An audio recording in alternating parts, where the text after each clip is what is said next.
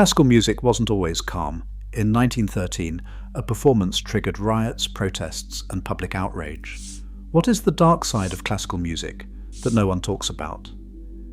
There he wrote a letter to his brothers, now known as the Heiligenstadt Testament. In it, Beethoven confessed to a despair that ran deeper than the silence growing in his ears. He wrote, "What a humiliation when one stood beside me and heard a flute in the distance, and I heard nothing. Such instance brought me to the verge of despair."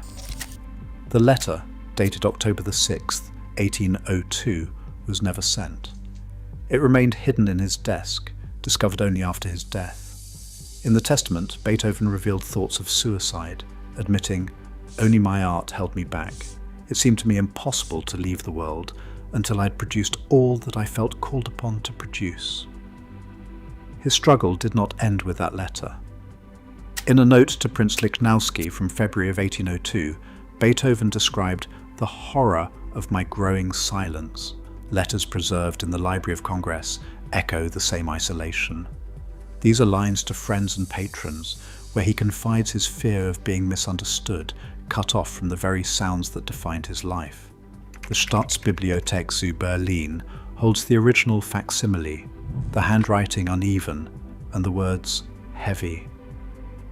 Behind the celebrated symphonies, the real Beethoven wrestled with despair and the threat of losing everything that gave his life meaning.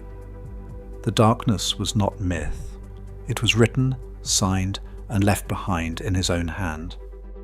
On February 23, 1854, Robert Schumann's name was entered into the admission book at the Endenich Asylum near Bonn. The register, now preserved in the Landesarchiv Nordrhein-Westfalen, lists his diagnosis as melancholia with delusions. Dr. Julius Silberstein, the attending physician, recorded Schumann's own words about the unceasing noise in his head and his inability to sleep for days at a time. The handwriting in the register is steady, but the description is stark. For Schumann, the line between music and torment had finally blurred beyond recognition. Clara Schumann's diary from those weeks, held in the Robert Schumann House archive, captures the private cost. On March 12, 1854, she wrote that he is lost to her, though still alive. Her entries recount nights spent listening for signs of hope, and days spent fielding questions from friends and critics. The world saw a composer retreating from the stage. Clara saw a husband slipping away, day by day, into silence. The language of the time, melancholia and paralysis of thought, reflects a 19th century medical world still grasping for understanding. But the records are clear. Schumann's collapse was not legend. It was written into legal ledgers, signed by doctors, and echoed in the margins of his wife's diary. Behind the beauty of his music, the darkness was not hidden. It was simply recorded, then quietly filed away. Pyotr Ilyich Tchaikovsky's letters to Nadezhda von Meck, his patron and confidant, reveal a mind haunted by fear and longing. On January 14, 1878, he wrote from Florence, "I am prey to such depression that it becomes almost impossible to work. Only your encouragement keeps me above water." The Russian State Archive of Literature and Art preserves hundreds of these letters, each marked by careful handwriting and a tone of anxious gratitude. Tchaikovsky's words never mention the true source of his unease. He could not. In late 19th century Russia, rumors about a composer's private life could destroy a reputation overnight. The social code demanded silence.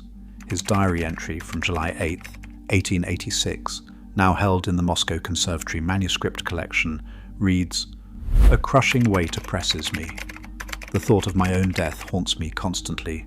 The line is brief, almost hidden among notes about daily life and music. Yet the sense of secrecy is unmistakable. Tchaikovsky's correspondence and diaries map a terrain of private distress, shaped by the constant threat of exposure and disgrace. The late Romantic world prized beauty and sentiment, but it left little room for difference or vulnerability. The evidence is not myth or rumour, it is written, dated and archived in his own hand. Behind the celebrated ballets and symphonies, the darkness was not hidden. It was simply ignored by those who chose not to see. Muddle instead of music. The article, unsigned but widely understood to carry Stalin's approval, singled out Dmitri Shostakovich's opera Lady Macbeth of Mtsensk as an offence to Soviet values. The language was blunt. Shostakovich's music was condemned as coarse, primitive, and vulgar. It was a warning that reached every corner of the Soviet musical world. Within days, the Bolshoi Theatre cancelled all scheduled performances. Archival rehearsal notes from early February list the abrupt withdrawal, and a Ministry of Culture directive ordered concert societies to remove Shostakovich's works from their programs. For the composer, the threat was not just professional. Friends and colleagues had already disappeared in the night for less. Shostakovich kept a packed suitcase by the door and slept in the hallway, fearing arrest. In this atmosphere, every note became a risk, yet he did not disappear. Instead, he began work on his Fifth Symphony. When it premiered on November 21, 1937, at the Moscow Conservatory Hall, the program notes were carefully neutral. State officials filled the front rows. The symphony's finale, outwardly triumphant, was interpreted as a gesture of submission. Yet for many in the audience, the music's tension and sorrow spoke to a deeper truth. The original Pravda editorial survives in the Russian State Library, its clipped phrases still echoing the life-or-death stakes of artistic expression under totalitarian scrutiny. Behind the beauty of classical music, survival sometimes depended on adaptation, silence, or coded defiance. The darkness was not myth. It was printed, signed, and enforced. After the uproar at the Théâtre des Champs-Élysées, Stravinsky's name became a lightning rod for controversy, yet it was not only state censors who shaped his fate. French newspapers, especially Le Figaro, kept his reputation in constant motion throughout the 1920s. Early reviews dismissed his work as barbaric and accused him of sabotaging tradition for shock value. Critics filled columns with warnings about the dangers of modernism, and essays debated whether Stravinsky's music threatened the very fabric of French culture. The press, not content to simply report, began to define what was acceptable in art. By the time Pulcinella premiered in 1920, program notes and reviews had already started to reframe Stravinsky's image. Le Figaro's coverage shifted, now describing his style as neoclassical, a label that softened his reputation and made his music more palatable to the public. This rebranding was not orchestrated by government decree, but by the persistent voices of critics and editors. Their essays and feature articles drew new boundaries for what counted as legitimate innovation, often rewarding conformity while isolating those who strayed too far. The power of the press became a form of cultural gatekeeping, shaping careers and reputations with every headline and review. For Stravinsky, survival in the world of classical music meant not just artistic invention, but navigating a landscape where public opinion could be as decisive as any official ban. The documents remain, clipped reviews, program annotations, and collected essays, all bearing witness to a battle fought as much in print as on stage. In 1831, London's broadsheets filled their pages with images of Niccolo Paganini, the Italian violinist whose technique seemed to defy human possibility. The Times ran a report on his King's Theatre debut, describing unnatural speed and whispering that the devil himself must have guided the bow. Satirical magazines seized the moment. One June issue printed a full-page cartoon, Paganini as a horned figure, the violin transformed into a writhing serpent, the caption reading, "Fiddling with the infernal bow." Ticket prices soared, £5 for the upper boxes, a sum that turned his concerts into both spectacle and social event. Across the channel, Parisian papers joined the frenzy.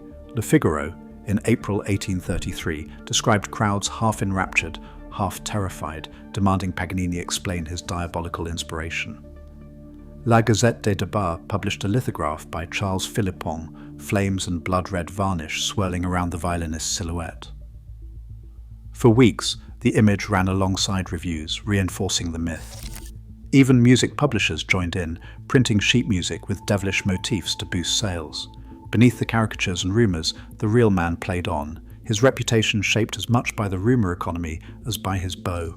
The press turned artistic brilliance into a public spectacle of fear and fascination. This pattern echoes through the history of classical music, where myth-making and media pressure have always walked hand in hand. For Zimmer, the orchestra is not just background, it is a force that shapes what the audience feels, breathes, and fears. In the production notes for Inception, released that same year, Zimmer insisted on a pulse that matched the human heartbeat, pushing tension until it became almost physical. His approach, grounded in the idea that music can manipulate perception and emotion, draws a direct line from the orchestral shocks of the concert hall to the calculated swells of film scores. The result is unmistakable. Music, wielded with intention, can turn a scene into an experience that lingers long after the credits roll. Ludovico Einaudi's quiet piano melodies now travel farther than any concert hall could reach. On Spotify, his tracks have surpassed 1 billion streams, a figure rarely seen for living classical composers. The platform's own data from 2023 lists Einaudi among the top 5 most played classical artists worldwide. His music appears on thousands of curated playlists, from peaceful piano to deep focus, ensuring that minimalist motifs echo through headphones and living rooms across continents. In interviews, Einaudi acknowledges that digital platforms have shaped how his work is discovered, with algorithms amplifying certain moods and motifs. For many listeners, the first note isn't chosen by hand, it's delivered by a recommendation engine that rewards repetition, calm, and emotional accessibility. The architecture of streaming has become a new kind of gatekeeper, quietly reshaping what the world hears when it thinks of classical music. Max Richter's 2015 project Sleep stretched classical form into an 8-hour ambient experience designed to be played overnight. 3 years earlier, his recomposed album reached the top of the classical charts in Germany and UK. These works show how classical music keeps evolving, adapting to new media, new audiences, and new ways of listening.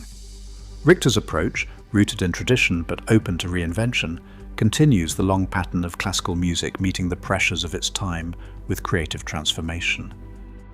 Behind the soaring melodies are letters, headlines, and orders, evidence that pressure and struggle shaped every note.